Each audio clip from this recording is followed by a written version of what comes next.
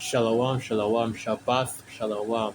All praises, honor, and glory unto Yahweh, Ba'asham Yahawashi, Ba'asham Rakah Kodash.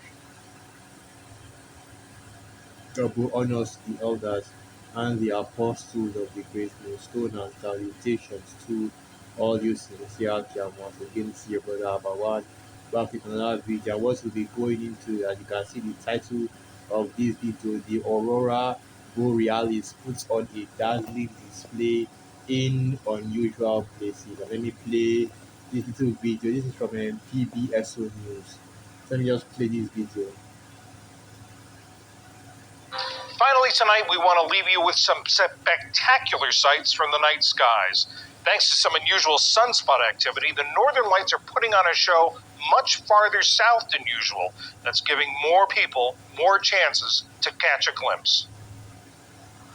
Look they're everywhere. They've put on a dance being energized as they collide with the Earth's atmosphere and magnetic force. Different altitudes result in different colors. Below 60 miles, violet and reds. Between 60 and 150 miles, bright green. Higher than that, ruby reds. In space, the colors were on display for astronaut Josh Cassada, who had one of the best seats in the house on board the International Space Station. And basically what you just saw was it's something called the Aurora Borealis or the Northern Lights, okay, which are and I'm going to let me just quickly go into the explanation or the breakdown for it, and I have it right here in an article. So this is the article, what is the Aurora, from gi.alaska.edu. The aurora is a luminous glow seen around the magnetic poles of the northern and southern hemispheres, because those auroras that we are going to be talking about today, one of the signs of heaven. And basically what is happening is that the aurora borealis, which is what the name that has been given to the northern lights, is starting to be seen, closer and closer to the equator, so further and further south. And normally when those northern lights are supposed to be seen in the most northernmost parts of the world, that's Alaska, Iceland, the places that are closer to the North Pole. But now it's going as far as to the UK, okay, to places like Sweden, okay, places that are further south. And more places are starting to receive and to see these northern lights because of what the historian claims to be unusual solar activity. But what this reminds me of is the precepts that say that there will be signs in heaven, right? Signs in the stars, the sun, and the moon, in order to show the coming of our Lord Yahushua. And this is what is happening right now. So I'm going to get the definition of the word aurora. The aurora is a luminous glow seen around the magnetic poles of the northern and southern hemispheres. The light is caused by a collision between electrically charged particles streaming out from the sun in the solar wind that enter the Earth's atmosphere and collide with molecules and atoms of gas, primarily oxygen and nitrogen. When the electrons and protons from the sun collide with oxygen and nitrogen in the Earth's atmosphere, they gain energy. To get back to their normal state, they release that energy in the form of light. The principle is similar to what happens in the neon light. Electricity runs through the light fixture to excite the neon gas inside, and when the neon is excited, it gives off a brilliant light. And basically, that is the explanation for how you have these lights in the sky. Okay, the energy from the sun, right? The particles from the sun, collide with oxygen and nitrogen, and the collision causes energy in the form of light energy. That's how you see different lights and different colors of lights. Okay, green, pink, red, and it always illuminates, the night sky.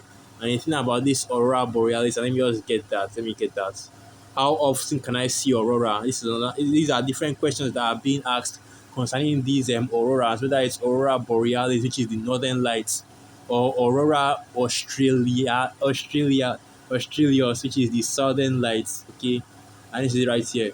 How often can I see the aurora? There is always some aurora at some place on Earth.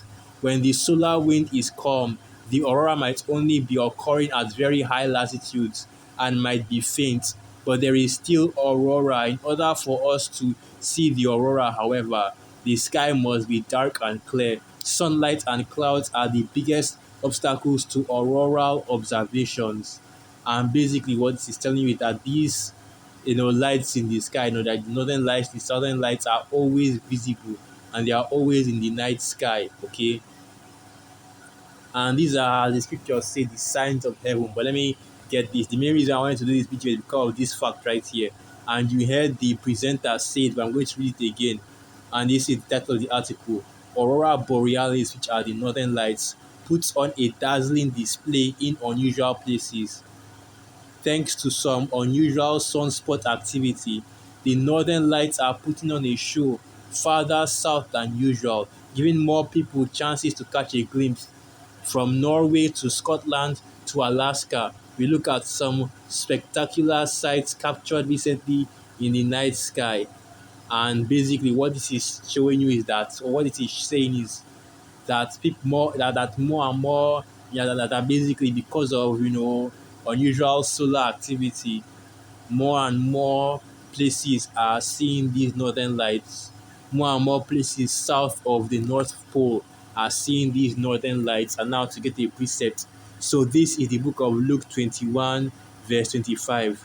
And there shall be signs in the sun, and in the moon, and in the stars, and upon the earth distress of nations with perplexity, the sea and the waves roaring.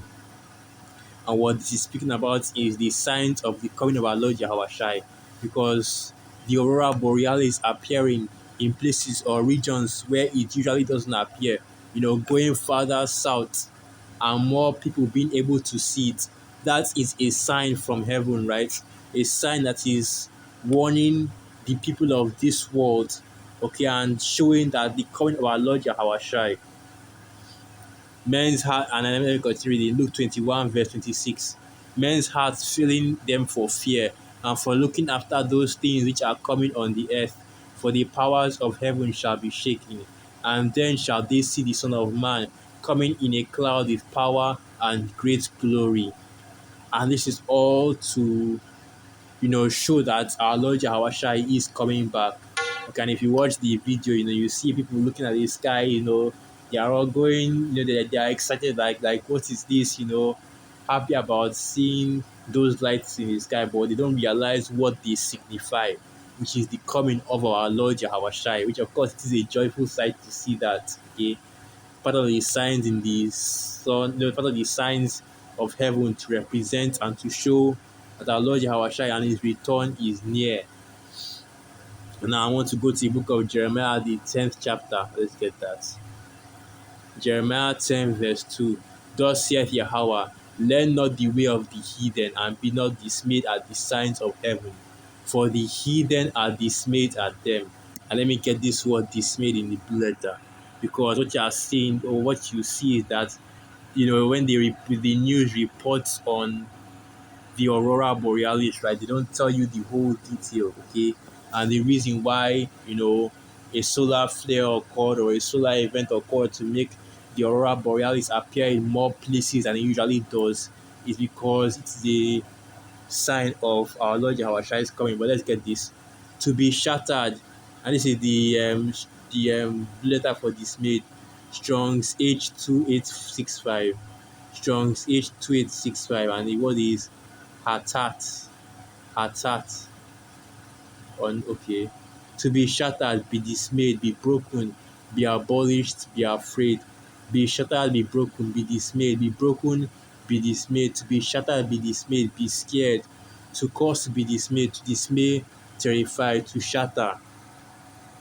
Okay, and it's basically going into the fear that these people of this that the people of this world will have at the signs of the coming of our Lord Yahweh Shai, because they will see it and they will not be able to understand what these signs mean. The astonishment, okay, of seeing these things happen, but yet not being able to understand what they are. Okay, and we know how these heathen behave. Okay, especially back in the ancient world, whenever the heathen see signs like this, they will start to attribute it, they will begin to worship it, they will begin to, you know, um, they will begin to give reference basically, because the main time in which you see these northern lights are usually during Christmas, right? Winter solstice period. And the heathen, especially, you know, Jake, I was Jake as well. But the heathen that were in that part of the world, which is closer to the North Pole, they would worship these lights. They would basically worship or commemorate these lights and the period in which they shined in the sky. Okay, because these heathen did not understand the signs of the Most High Yahweh Basham Yahshai, which is why the scriptures speak on this, which is why you have sun worship, you have moon worship, you have people that are, basically giving reference to the constellations and worshiping stars as well.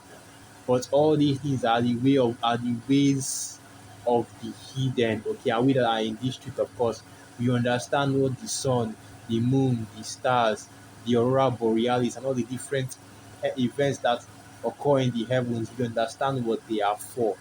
And this one that you see, with the northern lights sprawled across the sky in different parts of the world, it is a representation, okay, or it is meant to signify the coming of our Lord Yahushua, that yes, he is indeed coming soon. And this is one of the prophecies that were foretold that were written of to signify our Lord Yahushua is coming, right?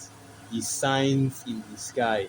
And of course, we also read about the distress of nations, which we are currently seeing with NATO and the EU versus the BRICS nation, Russia versus Ukraine, a new BRICS currency about to be implemented, and the whole world basically trying to leave the petrodollar.